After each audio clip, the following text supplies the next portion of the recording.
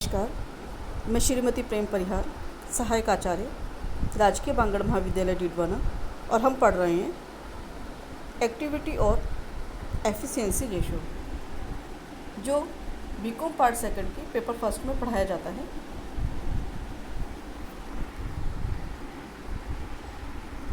इसके अंतर्गत आज हम पढ़ेंगे total assets turnover ratio. Total assets turnover ratio निकालने के लिए हम नेट सेल्स या कॉस्ट ऑफ गुड्स सोल्ड को टोटल एसेट्स से भाग दे देते हैं, तो हमारे पास में टोटल एसेट्स टर्नओवर रेशो की गणना हो जाती है। यह अनुपात व्यवसाय में विनियोजित संपूर्ण संपत्तियों तथा उनके आधार पर होने वाली विक्रय या बेची गई वस्तु की लागत में संबंध स्थापित करता है। इसे कुल विनियोग आवर्त अनुपात भी कहते हैं। यहाँ कुल संपत्तियों से आशय स्थायी एवं चालू संपत्तियों के योग से हैं, किंतु इनमें से डेप्रिसिएशन को कम कर दिया जाता है। यहाँ डेप्रिसिएशन के साथ साथ हमें बहुत से समायोजन करने पड़ते हैं। हमें देखना है कि कृत्रिम संपत्तियाँ जैसे कि प्रारंभिक व्यय,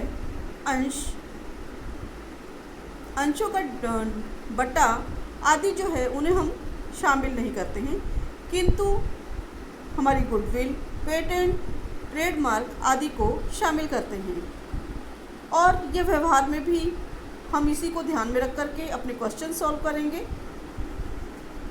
यह अनुपात हमें यह बताता है कि कुल विक्रय संपत्तियों की तुलना में कितनी बार हुआ है, यानी कि यदि यह आवर्त कम बार हुआ है तो इसका मतलब यह है कि संस्था के प्रबंधक संस्था में विनियोजित संपत्तियों की तुलना में विक्रय उचित मात्रा में नहीं कर पा रहे हैं तथा संपत्तियों में अति विनियोग हो गया है।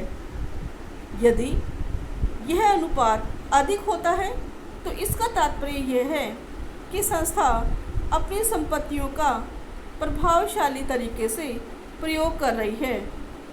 यह हमें ज्ञात होता है कुल संपत्ति आवर्त अनुपात से, यानी संपत्तियों के अंदर हमने कितना विनियोग किया है, कितना हमने उसका उपयोग किया है, संपत्तियों का टर्नओवर कितनी बार हुआ है, ये सब की गणना हमें टोटल एसेट्स टर्नओवर रेशो के माध्यम से ज्ञात होता है। अगला है हमारा fixed assets turnover ratio. Net sales और कॉस्ट ऑफ गुड्स सोल्ड में यदि हम फिक्स्ड एसेट्स का भाग दे देते हैं, यहाँ फिक्स्ड एसेट्स डेप्रिसिएशन कम करके लेनी है, ये हमें ध्यान रखना है। तो हमारे पास में फिक्स्ड एसेट्स टर्नओवर रेशो ज्ञात हो जाता है। यह अनुपात स्थायी संपत्तियों को ह्रास घटाकर शुद्ध विक्रय या बेचे गए माल की लागत के बीच संबंध को स्थापित करता है। यह अनुपात ये बताता है कि स्थायी संपत्तियों के कुशल एवं लाभदायक उपयोग कितना हुआ है। निर्माणी संस्थाओं में यह रेशो बहुत ही महत्वपूर्ण होता है, क्योंकि ऐसी संपत्तियों में विनियोग का उत्पादन तथा विक्रय पर बहुत अधिक प्रभाव पड़ता है।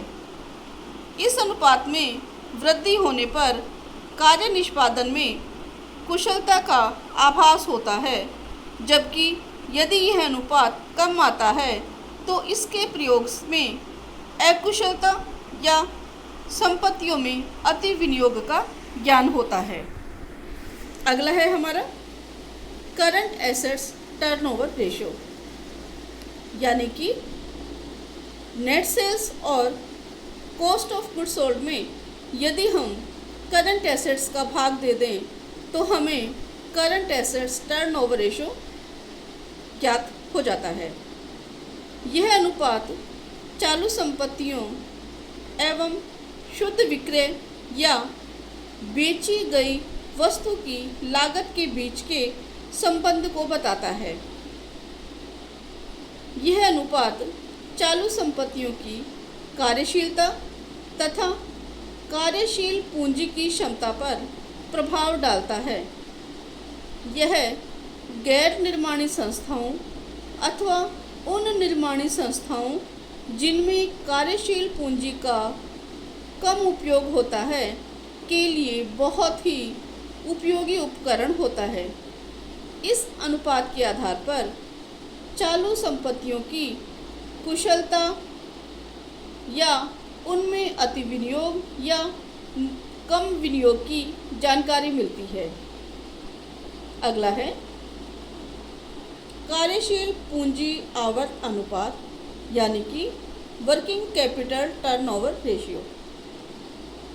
यदि नेट सेल्स और कॉस्ट ऑफ गुड्स सोल्ड में नेट वर्किंग कैपिटल का भाग दे दिया जाए तो वर्किंग कैपिटल टर्नओवर रेशियो की गणना हो जाती है। यह अनुपात बिक्री अथवा बेचे गए माल की लागत एवं शुद्ध कार्यशील पूंजी में संबंध को स्थापित करता है। शुद्ध कार्यशील पूंजी की गणना संपूर्ण चालू संपत्तियों में चालू दायित्वों को घटाकर की जाती है। यानी शुद्ध वर्किंग कैपिटल की गणना हम शुद्ध जो हमारी चालू एसेट्स हैं उनमें से चालू दायित्व यानी current assets minus current liabilities अगर हम कर देते हैं तो हमारी वर्किंग कैपिटल ज्ञात हो जाती है। उससे को हम इसमें लेते हैं गणना करने के लिए। इस अनुपात से यह जानकारी मिलती है कि संस्था ने अपनी कार्यशील पूंजी का उपयोग बिक्री के रूप में किस क्षमता के साथ किया है। इस अनुपात की अधिकता कार्यशील पूंजी की उत्तम प्रबंध कुशलता एवं अति व्यापार का प्रतीक मानी जाती है, लेकिन यदि यह अनुपात कम होता है तो यह अल्प व्यापार का प्रतीक माना जाता है। यानी कि संस्था कोषों का कुशलता से उपयोग नहीं कर रही है। इस प्रकार कार्यशील पूंजी की तुलना में अधिक बिक्री का आशय अति व्यापार से और कार्यशील पूंजी की तुलना में कम बिक्री से आशय अल्प व्यापार से लगाया जाता है।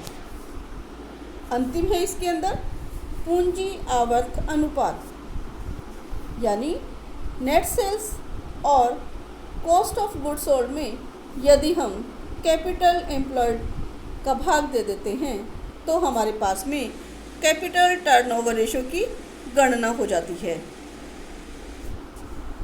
यह अनुपात विनियोजित पूंजी तथा बिक्री या विकृत माल की लागत के बीच संबंध को बताता है। विनियोजित पूंजी का निर्धारण कुल संपत्तियों में चालू दायित्वों को घटाकर या अंशधारियों के कोष यानी अंश पूंजी प्लस रिजर्व एंड सरप्लस में दीर्घकालीन ऋणों को जोड़कर किया जाता है। यदि संपत्तियों में कृत्रिम संपत्तियां एवं गैर व्यापारिक संपत्तियां हैं तो उन्हें छोड़ दिया जाता है। यानी कि या तो हम अंशधारियों के कोष में दीर्घकालीन ऋणों को जोड़ दें या हमारे कुल संपत्तियों में से चालू दायित्वों को घटा दें तो हमारी कैपिटल एम्प्लॉयड ज्ञात हो जाती है। यह अनुपात विनियोजित पूंजी के प्रयोग में कुशलता के माप के बारे में बताता है।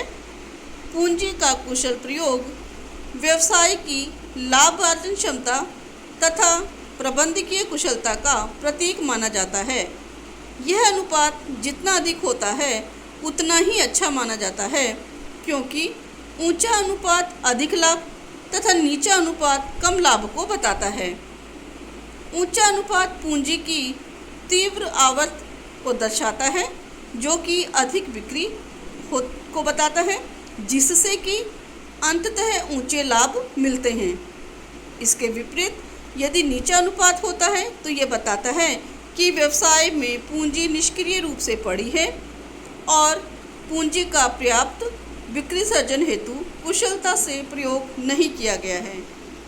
इस अनुपात के लिए हमें यह ध्यान में रखना है कि व्यवसाय में आवर्त अनुपात ऊंचा होना आवश्यक होता है, वही व्यवसाय को अधिक लाभ प्रदान कर सकता है।